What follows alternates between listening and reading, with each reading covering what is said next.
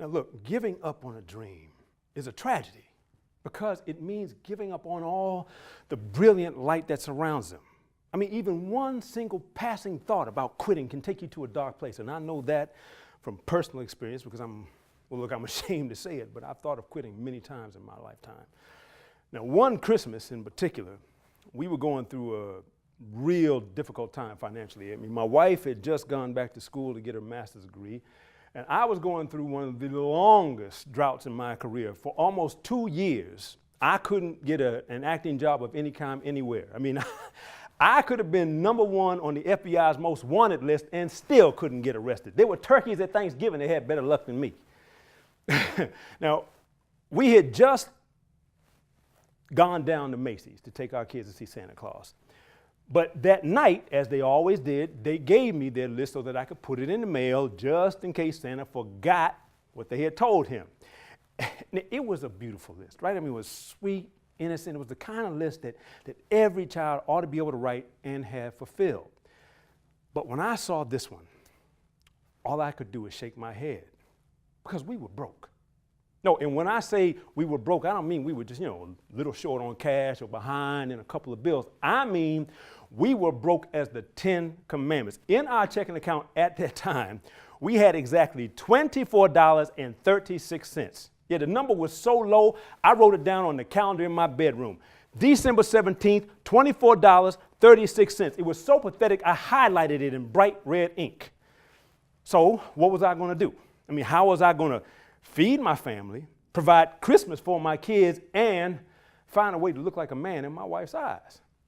Now, there was no question that I was talented, but for whatever reason, that acting thing just wasn't working right now. So I was totally disgusted with myself. My heart was broken. I was filled with despair.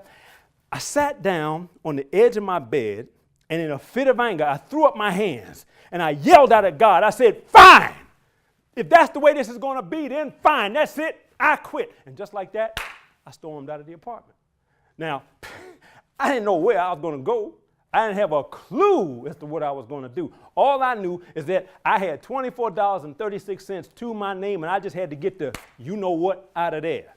Now, I live in New York City, so I ran over to Broadway, and I marched into the Armed Forces Recruitment Center they have there in Times Square. Now, there was a captain sitting at the desk, and I walked up to him, and I stuck out my chest, and I said, I want to join the Marines.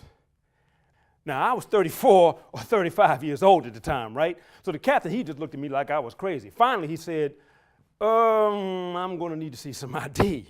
So I pulled out my driver's license. I handed it to him. He looked at it, looked back at me, and he said, nope, sorry, cannot help you. I said, whoa, wait a minute. What do you mean? Why can't you help me? Why not? He said, you're too old. I said, too old? How can I be too old? What does that even mean? He told me that I had missed the age requirement cutoff by 3 months. I said, 3 months? Oh, you have got to be kidding me. I dropped down on the floor. I started doing push-ups. I said, does this look like I'm too old to you? I'm in better shape than a lot of those 20-year-olds you got in there right now. He just sat there laughing. I said, come on, Captain. I'm broke, man. I mean, change my age. Change the age requirement. I'm trying to feed my family here. He just shook his head. So now, what was I going to do? Well, I dragged my disgusted butt back home. That's what I did. But I'm telling you, the minute I walked through my door, my telephone rang. When I picked it up, there was a woman on the other end of the line, and she said she was calling from a radio station, and they were desperately looking for someone who could play a funny, irreverent, urban Santa Claus on the air, and she wanted to know if I would be interested in the job. She said, if I would just say yes, they would even overnight me a check.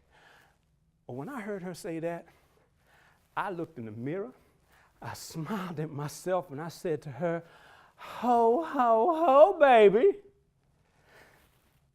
Now that call was a seminal moment in my life because all of a sudden I got it. I mean, right then and there, I suddenly realized that no matter how hard times may be or how dark your days may get, if your legs are strong enough to take one more step, if your lungs are clear enough to take one more breath, then you owe it to yourself and everyone else around you to finish what you start and not quit. Because we all have dreams, right? I mean, some are big, Some are small, but we all have them. I mean, maybe you want to open a new restaurant. Maybe you want to create a new video game, or maybe you want to climb Machu Picchu. But most people quit on their dreams before they ever have a chance to come true. But think about this for 1 second. Pretty much across the board, the greatest achievers in the world today all have 2 things in common: the defiant resilience to finish what they start, and the willingness to wait for their dreams to come true.